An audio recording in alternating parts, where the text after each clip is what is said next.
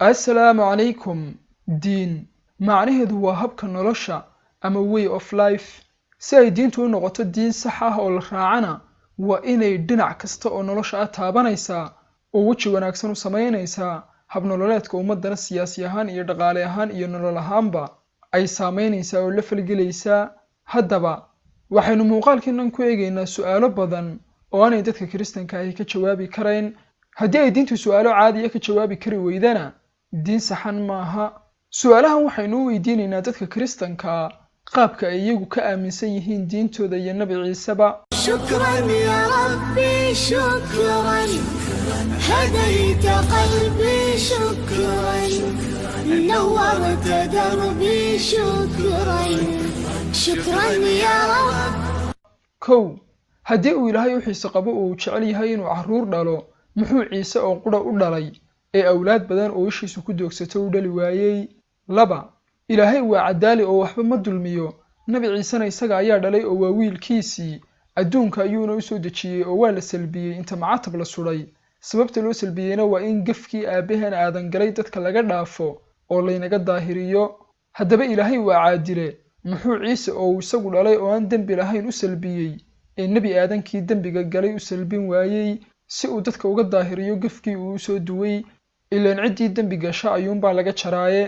saddex haddiiba uu Ilaahay damcay inuu dadka dembiga aadan galay ka dhaafo, Ilaahay ma waxa uu waayey waddo kale oo aan ahayn in madigiisii quraha laga dilo oo uu dadka dembiga kaga dhaafo? tusaale, muxuu ugu waajibin waayey inay bil soomaan ama maalinkii 50 salaadood tukadaan ama aanay madaxooda cadceedda wax ka saarin oo uu ciqaab noocyadaas ugu samayn waayey? Ilaahay adduunkan baa abuuray ma waxa uu waayey waddo kale oo aan ahayn madigiisii quraha ee uu ku indhakuulanayay in laga dilo oo uu dadka dembiga kaga dhaafo? talabaad hadduuba doonayay inuu dadka dembiga ka dhaafo, sawtan ay dadkii madigiisii ka dileen, miyaanu halkaasna dembi kale dadka ka sii raacayn maadaama ay Ilaahay inankiisii dileen? afar sida ay cid waliba og tahay ciqaabta qofka la ciqaabaya waxa ay u dhigantaa dembiga uu galay muggiisu intuu la eg yahay oo qofka gaari daaqada iska fura ee moobil ka taabta iyo qofka muraayadda jabiye ee moobil kala baxa isku ciqaab maaha. haddaba dembiga sababay inuu Ilaahay inankiisii quraha macatabka uga laalaadiyo oo u salbiyo ee aabaheen aadan galay iyo gafkaas aadamaha oo dhan dusha ka saarani muxuu ahaa?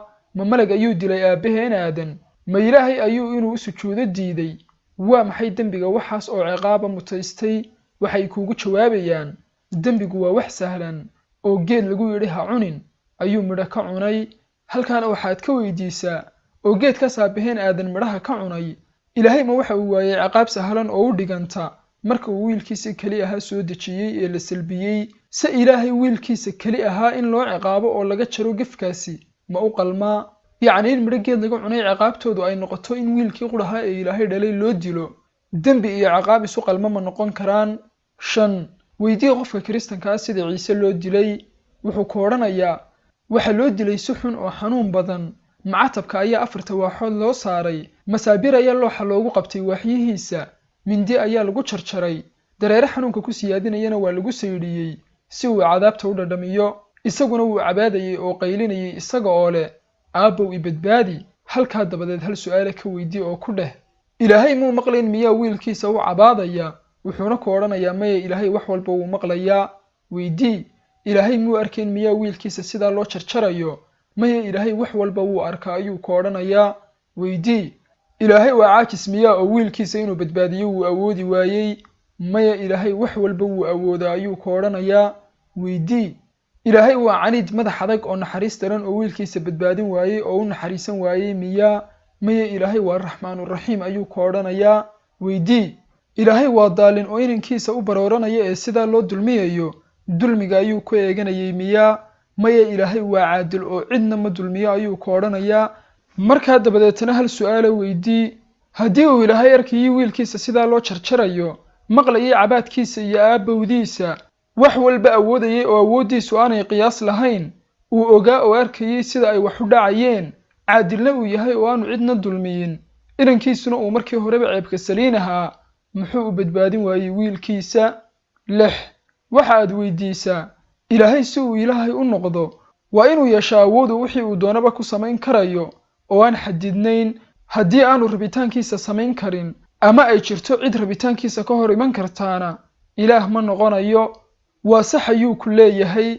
waxaad weydiisaa ciise iyo ilaahayba waa laba ilaah oo awood ilaahnimo leh sow maaha? ha ayuu ku leeyahay. waxaad weydiisaa haddii ilaaha weyn ee aabbaha ahi uu xukumo in nin 5 carruura dhalay oo faqiir ahi uu dhinto maanta, ciisena uu damco inuu bil kadib dhinto si uu carruurta wax ugaga tago, kee ayuu warkiisu soconayaa? wuxuu ku odhanayaa ilaahay. markaa ciise ilaah ma noqon karo oo rabitaankiisii ma shaqaynayo ee waa laga hor yimi. haddii uu ku yidhaahdo ka ciise ayaa soconayana ilaahay ayaa meesha ka baxaya. suuragalna maaha in hadalkoodii uu mar qura wada socdo oo maanta iyo bil kadib ayay kala yihiin. waxaad weydiisaa labada amar kee ayaynu raacaynaa? hadba ka uu yidhaahdo amarkiisa la qaadanayaa mooyaane ilaaha kalena meesha ayuu ka baxayaa, waayo rabitaankiisii waa laga hor yimi. daawade, su'aalahan waa su'aalo ay adag tahay qofka kiristanka ah xataa haddii uu yahay baadiri inuu ka jawaabaa. annagu dalkii ayaanu iskaga noolahay oo isma aragno badanka kiristanka ee dadkiina wadamada kala jooga ee kiristanka la nooli. isku daya inaad dadka kiristanka dhanka xaqa u soo jeedaan oo su'aalahan weydiisaan.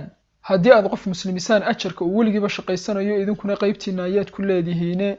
diintiinana barta. barashada diintu maaha in macahad iyo markas iyo jaamacado loo galo ee waa in la fahmo oo aqoon loo yeesho uun.